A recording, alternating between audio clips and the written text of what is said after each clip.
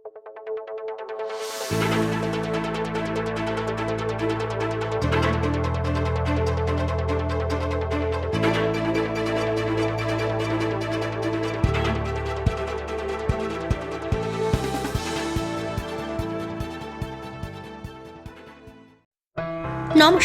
Hello কলকাতায় আপনাদের সকলকে স্বাগত। আমাদের চ্যানেলের সঙ্গে যুক্ত থাকতে সাবস্ক্রাইব করুন এবং শেয়ার করুন হ্যালো কলকাতা টিভি। নিত্য নৈমিত্তিক নিউজ আপডেট পেতে বেল আইকনটি প্রেস করুন।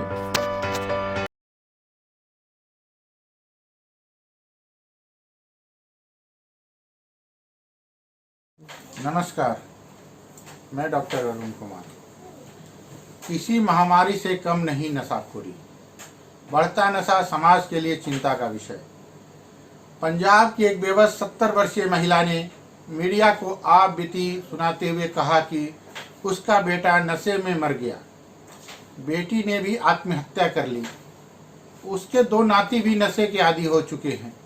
इस उम्र में मुश्किल से चलने वाली इस औरत पर बेटे के 3 और बेटी के 2 बच्चों का पालन पोषण करने की जिम्मेदारी है और वह लोगों के घरों में बर्तन साफ करने का काम करती है। नशे का धंधा करने वाले एक व्यक्ति के पांव तले उस समय जमीन खिसक गई जब उसे पता चला कि उसकी पत्नी और उसकी बेटी ने भी ड्रग्स लेना शुरू कर दिया है।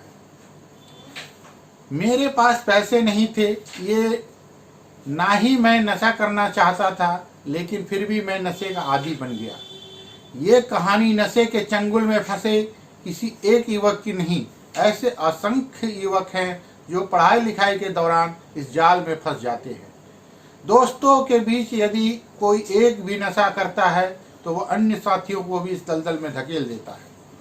शुरुआत में पैसे न होने पर भी अन्य साथी नशे की डोज दिला देते हैं, तो कुछ इसलिए उकसाते हैं ताकि दूसरों के पैसों से खरीद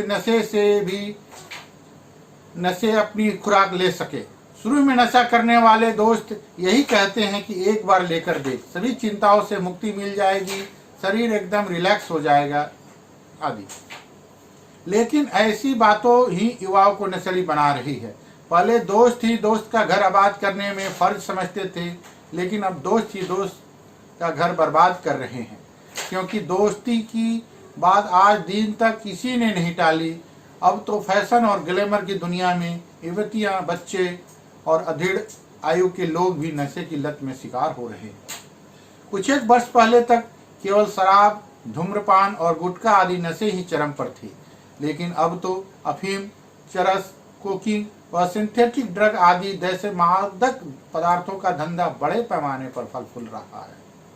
संयुक्त राष्ट्र मादक पदार्थ एवं अपराध कार्यालय (UNODC) के साल 2017 में जुटाए गए आंकड़ों के अनुसार 15 से 64 आयु वर्ग के 27 करोड़ से ज्यादा लोगों ने ड्रग्स का इस्तेमाल किया। इसी काल में ड्रग्स के इस्तेमाल से 5,85,000 लोगों की मौत हुई और इसमें 2/3 मौतों की वजह नशीले पदार्थों का सेवन था। 1 करोड़ से ज्यादा लोगों ने ड्रग के इंजेक्शन लगाए, जिनमें से 14 लाख लोग HIV और 56 लोग हेपेटाइटिस C से पीड़ित रहे। रिपोर्ट यही बताती है कि मादक दवाओं और पदार्थों के इस्तेमाल से होने वाली समस्याओं से 3.5 करोड़ लोग पीड़ित हैं, लेकिन हर 7 में से 1 पीड़ित का ही उपचार हो पाता है। विश्व स्वास्थ्य संगठन कहता है कि शराब के हानिकारक उपयोग से हर साल 33 लाख लोगों की मौत हो जाती है। शराब पीने वाले व्यक्ति औसतन 70 लीटर सालाना शुद्ध शराब पी जाते हैं। भारत दुनिया में शराब का तीसरा सबसे बड़ा बाजार है। अमेरिकी रिसर्च के मुताबिक स्मोकिंग को आजमाने वाले 2/3 लोग अंततः सिगरेट के आदी हो जाते हैं। एक गैर सरकारी रिपोर्ट बताती है कि जर्मनी में सिगरेट बेचने की 4 लाख ऑटोमेटिक मशीनें हैं। यह विश्व में अव्वल है। मैरिजुआना यानी भांग का सेवन भी विभिन्न रूपों में होता आया है। बहुत बार मैरिजुआना के उत्पादन को कानूनी मान्यता देने की बातें भी होती है। विश्व स्तर पर सबसे अधिक इस्तेमाल की जाने वाली ड्रग मैरिजुआना ही है। एक अनुमान के अनुसार 2017 में 18 करोड़ से ज्यादा लोगों ने इसका इस्तेमाल किया। 2013 की एक सरकारी रिपोर्ट से पता चलता है भारत में नशे के आदी हर 5 में से 1 व्यक्ति की उम्र 21 साल से कम है। विशेषज्ञों का मानना है कि अपने साथ के लोगों की देखा देखी, साथियों के दबाव और पढ़ाई लिखाई की चिंता के कारण कई बच्चे तो 11 साल की उम्र से ही ड्रग लेना शुरू कर देते हैं।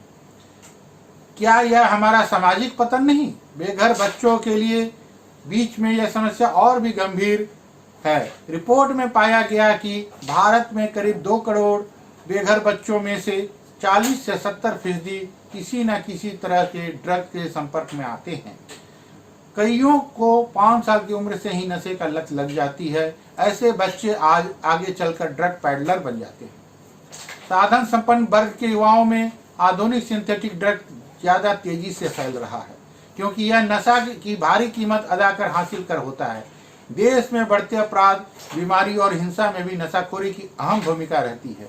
एक समय था जब बच्चे अपने अभिभावक और रिश्तेदारों के सामने कभी शराब तक नहीं पीते थे, लेकिन आज पारिवारिक और सामाजिक समारोहों में किशोरावस्था से ही युवा अपने माता पिता के साथ बैठकर शराब पीते हैं।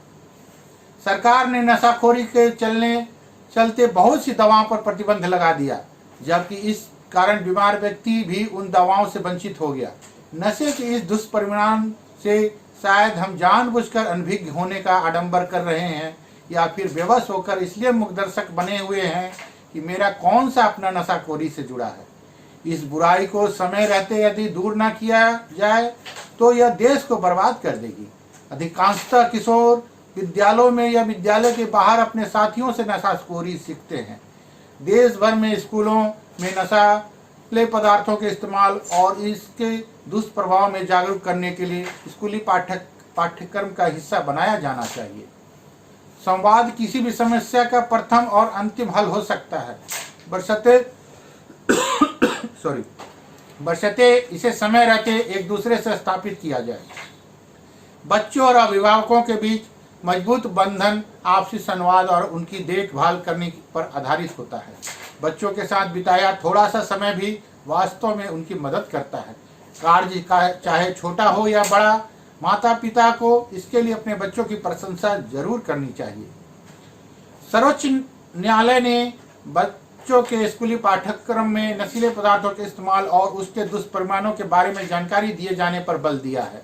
बच्चों के विकास और आदतों के लिए एक शिक्षक बहुत बड़ी भूमिका अदा कर सकता है। बच्चे भले ही अभिभावकों की बात ना माने, लेकिन एक शिक्षक की बातों पर वह जरूर अमल करते हैं। शिक्षकों के साथ बच्चों का संवाद जितना सकारात्मक होगा, उतना मानसिक विकास उतना ही संतुलित होगा। नशा तो है ही मानसिक विकारों की उपज। मानसिक विकारों को दूर करने के लिए शिक्षकों की अहम भूमिका होती है। नशाखोरी जैसे विषयों को शोध और पाठ्यक्रम का हिस्सा बनाए जाने की जरूरत है। शिक्षा बोर्ड और विश्वविद्यालय द्वारा इस क्षेत्र में प्रशिक्षित काउंसलर तैयार किए जाने चाहिए और ऐसे मामलों में निपटने के लिए संबंधित कानूनी एजेंसियों को भी विशेष प्रशिक्षण देना होगा। तभी हम इस सामाजिक बुराई को जड़ से मिटा पाएंगे, वह देश की युवा पीढ़ी को नशे से बचा पाएंगे। हमें बच्चों को समझना होगा कि समस्याएं तो सभी को है, लेकिन किसी भी समस्या का हल नशा नहीं हो सकता। धन्यवाद। आपका अपना डॉक्टर अरुण कुमार।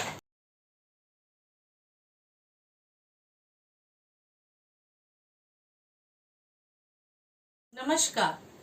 बढ़ती उम्र के निशान मिटाना है तो महंगी क्रीम नहीं, इस्तेमाल करें ये नेचुरल प्रोडक्ट। बढ़ती उम्र का चेहरे पर असर होना लाजमी है, लेकिन इसे कम करने के लिए आजकल बाजार में बहुत सारे प्रोडक्ट आने लगे हैं।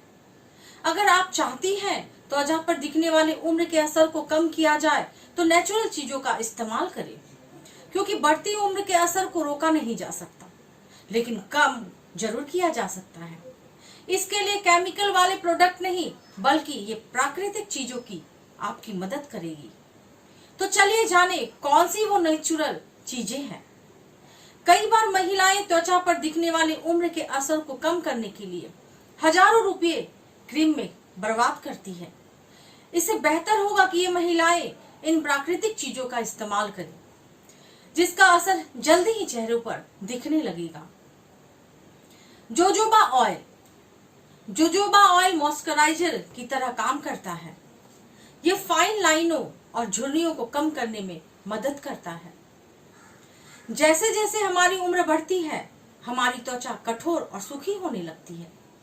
ऐसे में जोजोबा ऑयल हमारी त्वचा को रिपेयर करता है।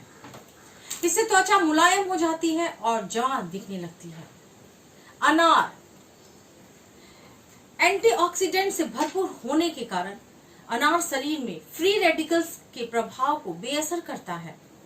इसमें मौजूद एंटी एजिंग की गुण त्वचा की कोशिकाओं की मरम्मत कर उन्हें पुनर्जीवित करने में मदद करते हैं। यह झुर्रियों और ढलती त्वचा में भी जान डालने का काम करता है। इसलिए जवां त्वचा पाने के लिए अपने आहार में अनार को जरूर शामिल करें। आप चेहरे के पैक में भी इसका उपयोग कर सकती हैं।